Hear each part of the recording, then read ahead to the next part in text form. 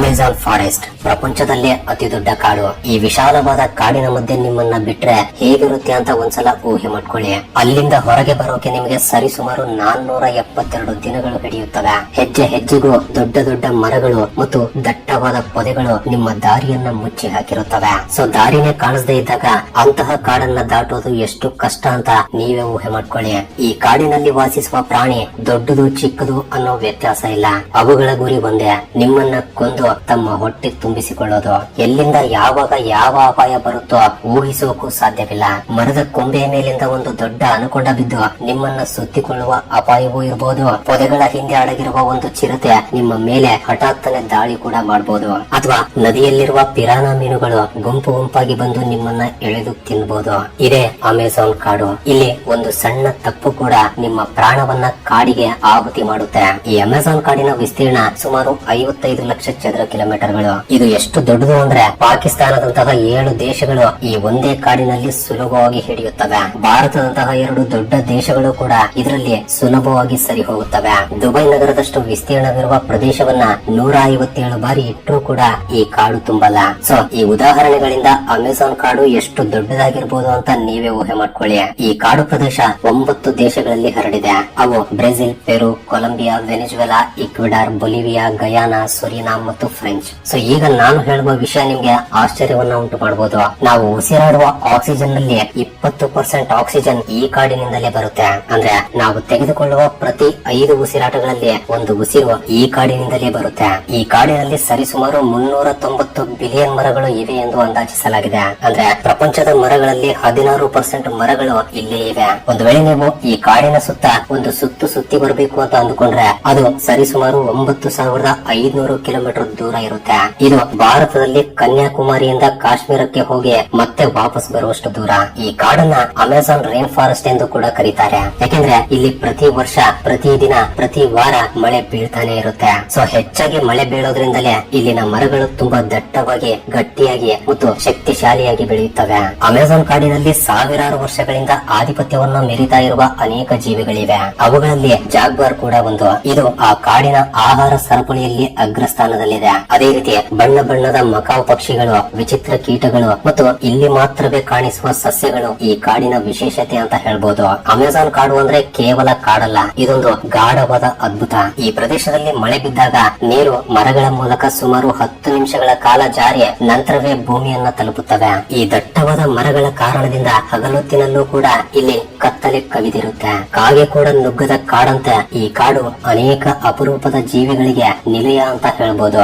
ಇಲ್ಲಿ 40,000 ವಿವಿಧ ರೀತಿಯ ಸಸ್ಯಗಳು, 1300 ವಿವಿಧ ರೀತಿಯ ಅಪರೂಪದ ಪಕ್ಷಿಗಳು, 2200 ವಿವಿಧ ರೀತಿಯ ಮೀನುಗಳು, 272 ವಿವಿಧ ರೀತಿಯ ಸಸ್ತನಿಗಳು ಮತ್ತು 380 ವಿವಿಧ ರೀತಿಯ ವಿಚಿತ್ರ ಪ್ರಾಣಿಗಳಿವೆ.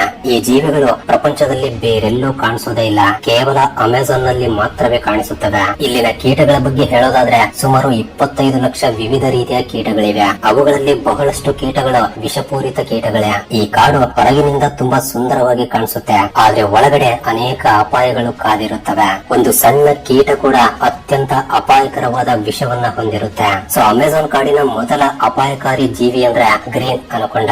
ಇದು ಪ್ರಪಂಚದಲ್ಲೇ ಅತಿ ದೊಡ್ಡ ಹಾವು. ಸುಮಾರು 30 ಅಡಿ ಉದ್ದ ಮತ್ತು 250 ಕೆಜಿ ತೂಕವನ್ನ ಹೊಂದಿರುತ್ತೆ. ಈ ಹಾವು ವಿಷಪೂರಿತ ಹಾವಲ್ಲ, ಆದ್ರೆ ತನ್ನ ಬಲವಾದ ದೇಹದಿಂದ ದೊಡ್ಡ ದೊಡ್ಡ ಪ್ರಾಣಿಗಳನ್ನು ಕೂಡ ಸುತ್ತಿಕೊಂಡು ಮೂಳೆಗಳನ್ನ ಪುಡಿ ಮಾಡಿ ಸುಲಭವಾಗಿ ನುಂಗಬಲ್ಲದು. ಅಂಡ್ ಇಲ್ಲಿ ಕೋಬ್ರಾ, ಹೆಬ್ಬಾವುಗಳಂತಹ ಸಾವಿರಾರು ಅಪಾಯಕಾರಿ ಹಾವಿನ ಜಾತಿಗಳು ಕೂಡ ಇವೆ. ಇದು ಅಮೆಜಾನ್ ಕಾಡಿನ ಮತ್ತೊಂದು ಅತಿ ದೊಡ್ಡ ಅಪಾಯ ಬುಲೆಟ್ ಇರುವೆ. ಇದು ಈ ಪ್ರಪಂಚದಲ್ಲೇ ಅತಿ ದೊಡ್ಡ ಇರುವೆ. ಸುಮಾರು 4 ಸೆಂಟಿಮೀಟರ್ ಉದ್ದ ಇರುತ್ತೆ. ಇದರ ಕಡಿತ ತುಂಬಾ ನೋವಿನಿಂದ ಕೂಡಿರುತ್ತೆ. ಆ ನೋವು ಎಷ್ಟಿರುತ್ತೆ ಅಂದ್ರೆ ಒಂದು ಬುಲೆಟ್ ಬಂದು ಕಾಲಿಗೆ ತಗುಲಿದ್ರೆ ಹೇಗಿರುತ್ತೋ ಅದಕ್ಕಿಂತ ಭಯಂಕರವಾಗಿರುತ್ತೆ. ಈ ಇರುವೆ ಕಡಿತದಿಂದ ಬರುವ ನೋವು ಅತ್ಯಂತ ತೀವ್ರವಾಗಿರುತ್ತೆ. ಒಂದು ರೀತಿಯಲ್ಲಿ ಹೇಳ್ಬೇಕು ಅಂದ್ರೆ ಆ ನೋವಿಗಿಂತ ಸಾಯೋದೇ ಮೇಲು ಅಂತ ಅನ್ಸುತ್ತೆ, ಅಷ್ಟು ನೋವಿನಿಂದ ಕೂಡಿರುತ್ತೆ.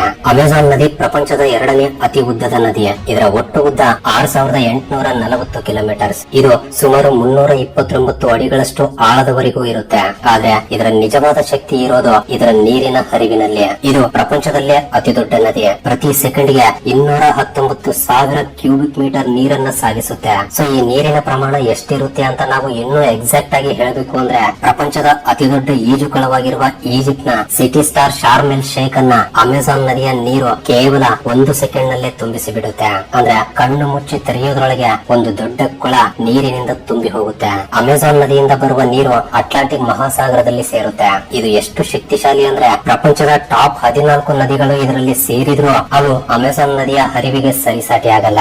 ಅಮೆಜಾನ್ ಕಾಡಿನಲ್ಲಿ ಬೀಳುವ ಮಳೆ ಎಲ್ಲವೂ ಕೂಡ ಈ ನದಿಯ ಮೂಲಕವೇ ಸಮುದ್ರಕ್ಕೆ ಸೇರುತ್ತೆ. ಅಮೆಜಾನ್ ನದಿ ಕೇವಲ ನೀರಿನ ಬಗ್ಗೆ ಅಷ್ಟೇ ಅಲ್ಲ, ಇದು ಅಪರೂಪದ ಜೀವಿಗಳ ಆಶ್ರಯ ಸ್ಥಾನ ಕೂಡ ಹೌದು. ಅವುಗಳಲ್ಲಿ ಮುಖ್ಯವಾದದ್ದು ಪಿಂಕ್ ರಿವರ್ ಡಾಲ್ಫಿನ್. ಈ ಡಾಲ್ಫಿನ್ ಗಳು ತಮ್ಮ ವಿಶೇಷವಾದ ಗುಲಾಬಿ ಬಣ್ಣದಿಂದ ನದಿಯ ಗೊಂದಲಮಯ ನೀರಿನಲ್ಲಿ ಅದ್ಭುತವಾಗಿ ಓಡಾಡುತ್ತವೆ. ಇದರ ಜೊತೆಗೆ ಈ ನೀರಿನಲ್ಲಿ ಸಾವಿರಾರು ಸಂಖ್ಯೆಯಲ್ಲಿ ಭಯಾನಕ ಮೊಸಳೆಗಳು ಕೂಡ ವಾಸಿಸುತ್ತವೆ. ಅವು ತಮ್ಮ ಹಸಿವನ್ನ ನೀಗಿಸಿಕೊಳ್ಳೋಕೆ ಏನ್ ಬೇಕಾದ್ರೂ ಮಾಡೋಕೆ ಸಿದ್ಧವಾಗಿರುತ್ತವೆ. ಈ ಪಿಂಕ್ ರಿವರ್ ಡಾಲ್ಫಿನ್ ಸುಮಾರು 9 ಅಡಿ ಉದ್ದ ಮತ್ತು 200 ಕೆಜಿ ತೂಕದವರೆಗೆ ಇರುತ್ತೆ. ಇತರ ಡಾಲ್ಫಿನ್ ಗಳಿಗಿಂತ ಇವು ಹೆಚ್ಚು ಬುದ್ಧಿವಂತ ಮತ್ತು ವೇಗವಾಗಿರುತ್ತವೆ, ಯಾಕೆಂದ್ರೆ ಅವುಗಳ ಮೆದುಳಿನ ಗಾತ್ರ ತುಂಬಾ ದೊಡ್ಡದಾಗಿರುತ್ತೆ.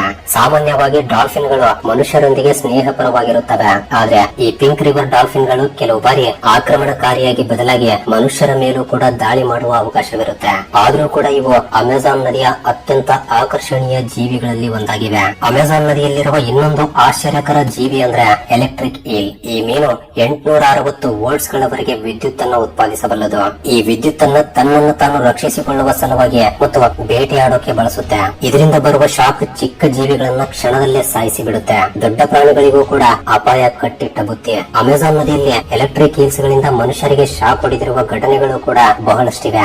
ಆದ್ರೆ ಈ ಶಾಕ್ ಅಷ್ಟೊಂದು ಅಪಾಯಕರವೇನೂ ಅಲ್ಲ, ಆದ್ರೆ ಒಬ್ಬ ವ್ಯಕ್ತಿಯ ನರಮಂಡಲವನ್ನ ತಾತ್ಕಾಲಿಕವಾಗಿ ಹಾನಿಯಾಗುವ ಹಾಗೆ ಮಾಡಬಲ್ಲದು. ಅಂಡ್ ಈಗ ಒಬ್ಬ ಸಾಮಾನ್ಯ ವ್ಯಕ್ತಿಯ ಬಗ್ಗೆ ತಿಳಿದುಕೊಳ್ಳೋಣ ಬನ್ನಿ. ಮಾರ್ಟಿನ್ ಸ್ಟೆಲ್ ಎಂಬ ವ್ಯಕ್ತಿ ಒಬ್ಬ ಮ್ಯಾರಥಾನ್ ಸ್ವಿಮ್ಮರ್. ಇಡೀ ಅಮೆಜಾನ್ ನದಿಯನ್ನ ಪೂರ್ತಿಯಾಗಿ ಈಜಿ ದಾಟಿದ ವ್ಯಕ್ತಿ. ಅದು ಕೂಡ 6840 ಕಿಲೋಮೀಟರ್ ದೂರ.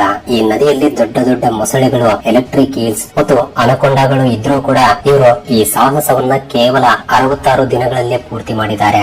ಮಾರ್ಟಿನ್ ತಮ್ಮ ಪ್ರಯಾಣದಲ್ಲಿ ಅನೇಕ ಸವಾಲುಗಳನ್ನ ಎದುರಿಸಿದ್ದಾರೆ. ಬಟ್ ಜಾಗೃತಿಯಿಂದ ಪ್ಲಾನ್ ಮಾಡಿಕೊಂಡು ಒಂದು ತಂಡದ ಸಹಾಯದಿಂದ ಈ ಅಪಾಯಗಳಿಂದ ತಪ್ಪಿಸಿಕೊಂಡು ವರ್ಲ್ಡ್ ರೆಕಾರ್ಡ್ ಅನ್ನ ಕ್ರಿಯೇಟ್ ಮಾಡಿದ್ದಾರೆ. ಈ ಸಾಹಸ ಮಾನವನ ಧೈರ್ಯಕ್ಕೆ ಒಂದು ಉದಾಹರಣೆ ಅಂತ ಹೇಳ್ಬೋದು. ಇದು ಪ್ರಪಂಚದಲ್ಲೇ ಅತ್ಯಂತ ಅಪಾಯಕಾರಿ ದಾಖಲೆಗಳಲ್ಲಿ ಒಂದು. ಇವರು ಪ್ರತಿದಿನ 10 ಗಂಟೆಗಳವರೆಗೆ ಈಜಿ ಉಳಿದ ಸಮಯದಲ್ಲಿ ವಿಶ್ರಾಂತಿಯನ್ನ ತೆಗೆದುಕೊಳ್ತಾ ಇದ್ರು. ಈ ಅಮೆಜಾನ್ ನದಿಯಲ್ಲಿ ಅನೇಕ ಅಪಾಯಗಳಿವೆ. ಅನಕೊಂಡ, ಮೊಸಳೆಗಳು, ಎಲೆಕ್ಟ್ರಿಕ್ ಈಲ್ಸ್ ಮಾತ್ರವೇ ಅಲ್ಲದೆ ವಿಜ್ಞಾನಿಗಳಿಗೂ ತಿಳಿಯದ ಇನ್ನೂ ದೊಡ್ಡ ಜೀವಕೋಟಿ ಇದರಲ್ಲಿ ಅಡಗಿದೆ.